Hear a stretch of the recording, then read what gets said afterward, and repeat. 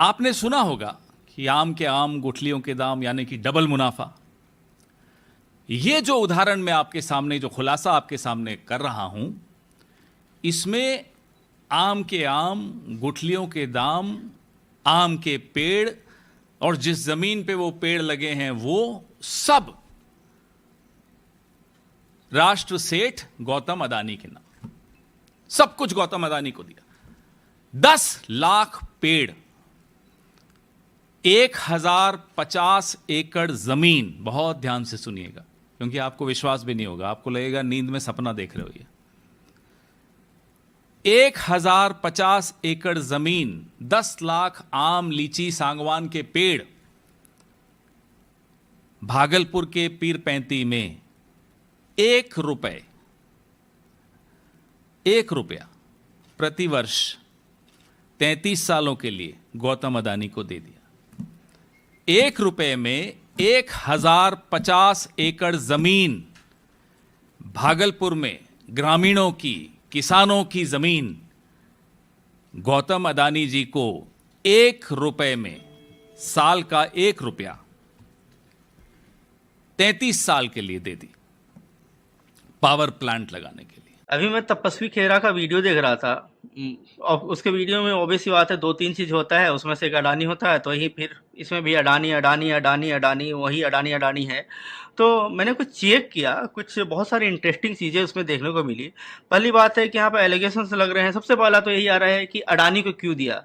भाई सबसे पहले इन्होंने खुद बोला, यही ये वीडियो आप देखेंगे कि वीडियो में बोल रहे हैं भाई कि सरकार ने टेंडर निकाला, बिडिंग हुई, उसके बाद दिया गया। तो भैया बिडिंग जो होती है, टेंडर होता है तो पूरी पारदर्शी होता है और उसमें किसी ने तो मना नहीं है, क्या था आपकी जिया जी जाकर के वहाँ पे अपना टेंडर नहीं भरे, ओपन था सबके लिए। अब अडानी की एक्सपर्टाइज है तो उसको मिल गया। तो ये तो सबसे पहली बात है, आप इस चीज़ को हटा दीजिए। और इसमें कोई मतलब और भी कंपनियां आई थी, उनको नहीं मिला, तो इसमें सरकार की तो गलती नहीं है। जो सबसे कम बिडिंग होती है, बिडिंग तो सबको पता है किस तरह से होता है। लेकिन सबसे मेन चीज़ क्या है कि ये यहाँ पे ये चीज़ लेके आ गया कि भैया इसको 1 रुपये में दे दिया। ये क्या 1 रुपये में जमीन नहीं दिया है, पहली बात है। पहली बात तो सरकार ने उसको बेचा नहीं है, उसको लीज पे दिया है। दूसरी बात है, इस तरह से लीज पे सरकार बहुत सारी कंपनियों को देती है ताकि वहां पे आकर इन्वेस्ट करें। पहले तो भैया आप कंप्लेन करते हो कि बिहार को कुछ नहीं मिला, बिहार को कुछ नहीं मिला। मेरी भी कंप्लेन होती है कि बिहार में बहुत कुछ नहीं आ रहा है, लेकिन जब आ रहा है तो आप उठ करके इस तरह की राजनीति कर रहे हो। 1 रुपये में, सेम 1 रुपये में एनटीपीसी, एनएचपीसी, सेल जैसी कंपनियों को भी सरकार ने जमीन दिया है। ये फैक्ट है। तो ये फैक्ट तो ऑफकोर्स वो लोग बताएंगे नहीं। दूसरा चीज क्या था कि वही 1 रुपये को पढ़ के बैठा है कि 1 रुपये 1 रुपये। पहली बात है कि 1 रुपये का रियल कॉस्ट 1 रुपये नहीं है। अडानी पावर जो है 26,000 करोड़ रुपए से ज्यादा का इन्वेस्ट कर रही है बिहार में।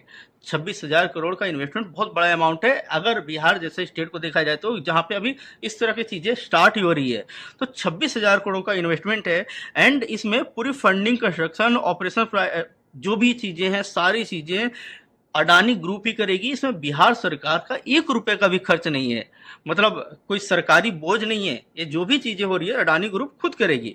तीसरा इनका ये था कि लोगों से पैसा लिया जाएगा। भाई किस जगह पे कौन सी प्राइवेट कंपनी या सरकारी कंपनी, कोई सी सरकारी कंपनी या प्राइवेट कंपनी आपको फ्री में दे रही है बिजली?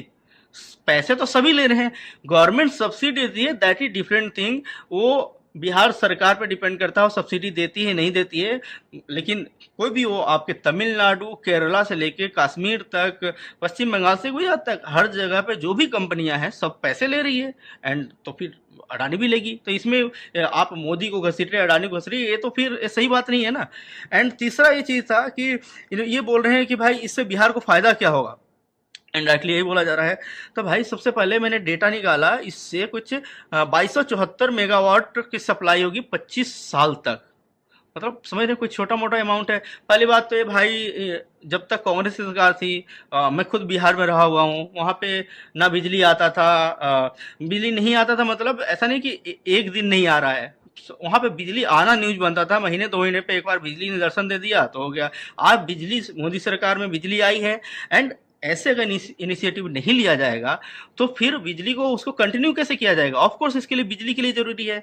दूसरा, इस इन्वेस्टमेंट से डायरेक्ट इनडायरेक्ट जॉब बहुत सारे चीज़ जनरेट होंगे। तीसरा, इसमें क्या है कि इस जॉब से कुछ 4000 जॉब्स जनरेट होंगे, 4000 जॉब्स, जिसमें से 1000 प्लस जॉब परमानेंट होंगे। इसको तो वेलकम करना चाहिए आपको। अगर आप बिहार की सच में चिंता करते हैं, आपको तो वेलकम करना चाहिए था। फिर तीसरा चीज़ है कि इससे और क्या फ़ायदा होगा? तो भाई इनडायरेक्ट एम्प्लॉयमेंट मिलेगा, मतलब ट्रांसपोर्टेशन से लेके हर चीज़ तक है। फिर अब बिहार को रेवेन्यू जनरेट होगा। तो इसके फ़ायदे बहुत सारे हैं, बट ऑफ कोर्स कांग्रेस से दिक्कत ये नहीं है।